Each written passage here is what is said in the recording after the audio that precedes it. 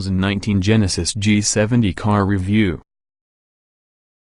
The good points of 2019 Genesis G70. Well-executed design, solid construction, sporting dynamics, there's a manual option.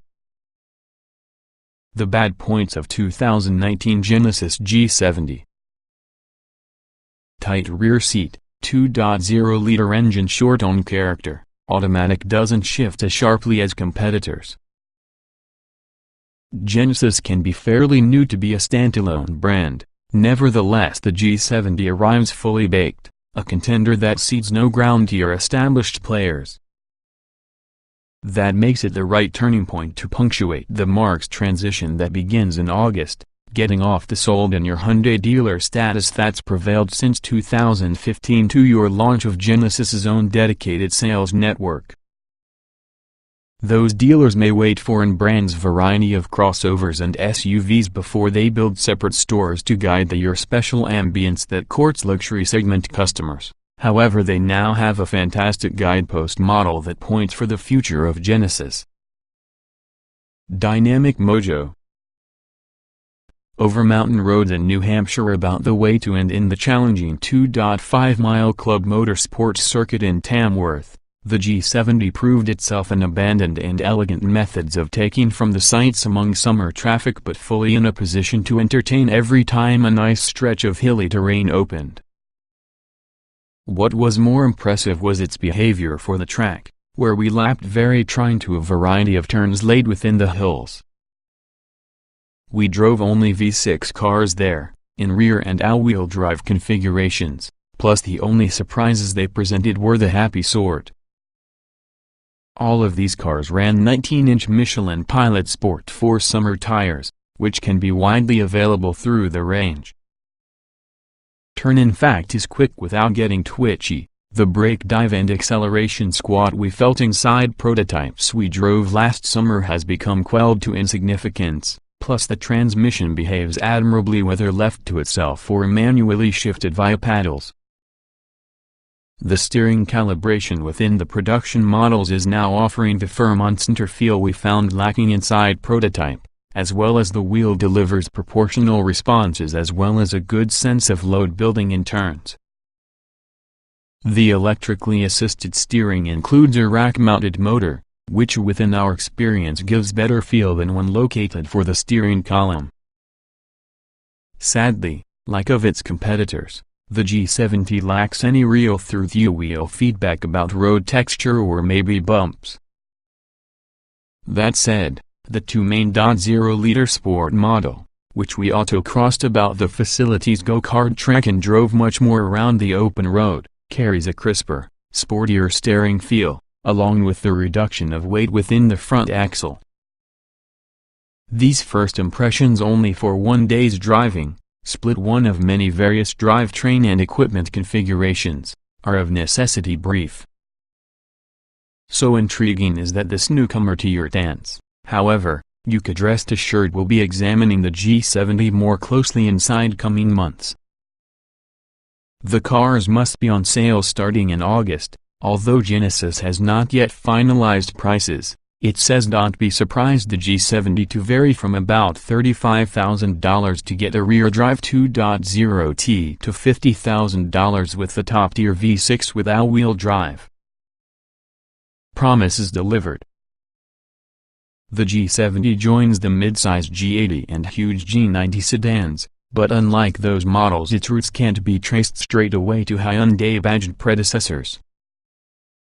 Using a shortened version of the rear-drive platform that underpins the Kia Stinger, it turned out designed and developed being a Genesis from the beginning, therefore we opined which it showed great promise when we drove the aforementioned prototypes in Korea.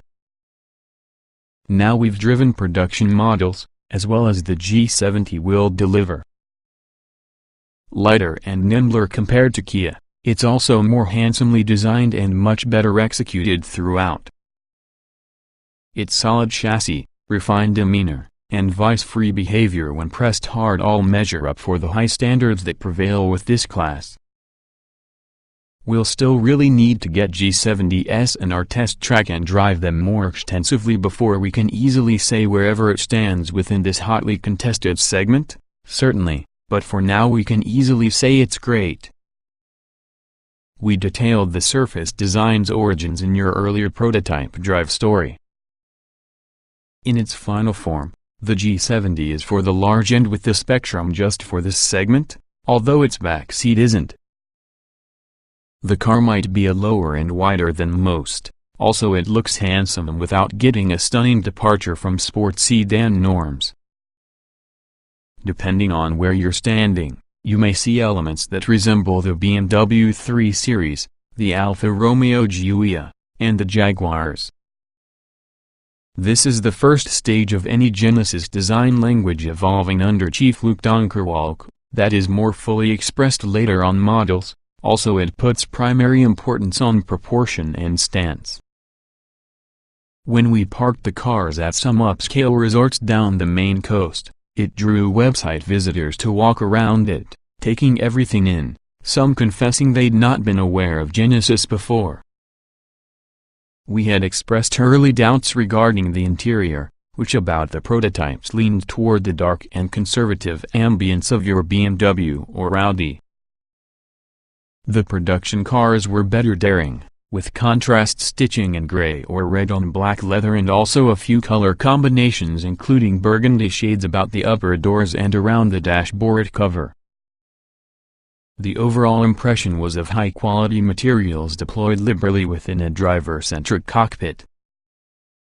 The G70's cabin is neither as jaw-droppingly gorgeous as we've seen in recent Volvos nor as disappointingly bland since the Jaguars'.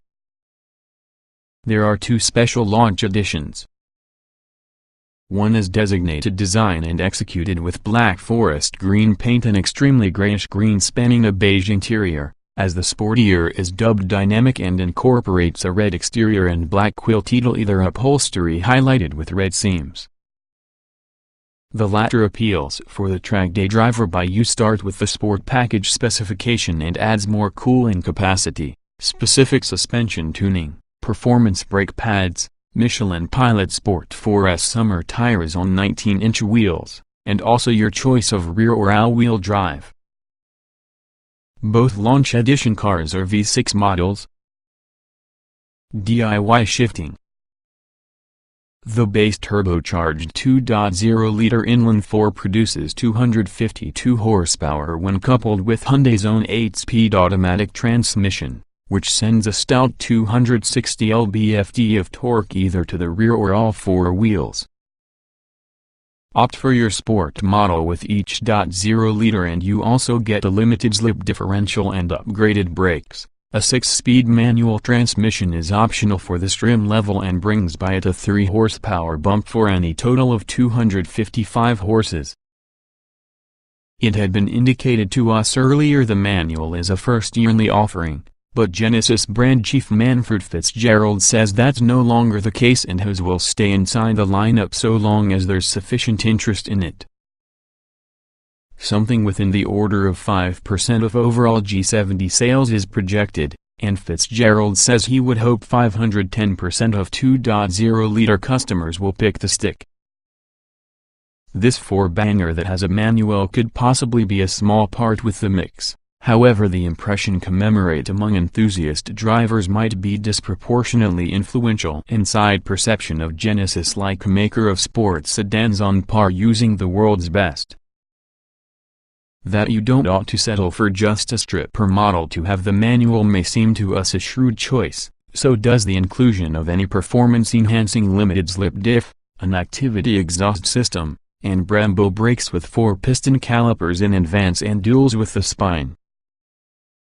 There is equipment you can't have using the manual, but it's mostly in the electronic driver variety, for instance adaptive cruise control and automated emergency braking. Whatever semi-autonomous features that may demand declutching to prevent stalling the engine.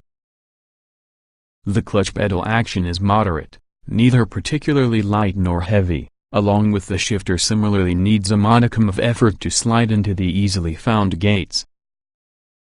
The throws are slightly more than we'd like, and there's a bit more distance between your brake and gas pedals than is great for heel-to execution, there's opportunity, perhaps, to get a short shift kit or perhaps a wider brake pedal for aftermarket parts. Hoping to get in early about the G70. The engine's output and responses are fantastic if not particularly characterful, with abundant torque at low RPM. Step up to your twin-turbocharged 3.3-liter V6, so you must forego a clutch pedal so they could earn 365 horsepower, over you'd get through the German brands without commencing their expensive Mamgras realms. Up through a similar 8-speed automatic as the 2.0T, this engine can propel a corner-drive G70 to 60 miles per hour in 4.5 seconds, Genesis claims. We've used it in 4.4 seconds together with the same powered rain inside longer, heavier Kia Stinger, to ensure that estimate sounds conservative. All automatic G70s come standard having a launch control function, although, regardless of the mode, the gearbox didn't shift as crisply because best transmissions. All-wheel drive 3.3Ts in addition have a drift setting that skews the torque split further rearward and incorporates yaw damping control and counter-steer detection logic to lend subtle B&A to your exhibitions. Genesis, certainly, doesn't have heritage. G70 owners won't be capable of brag about precisely how many times the producer has won Le Mans just as those with Jaguars, or the way invented the car similar to Mercedes-Benz owners, or the actual way it originated the complete compact sport sedan segment like Focus which has a BMW.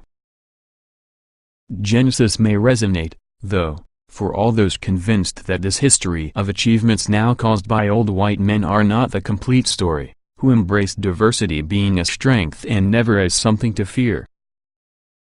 For them, the G70 could possibly be the start of any new tradition of drivers' cars that could trace their origins to Korea.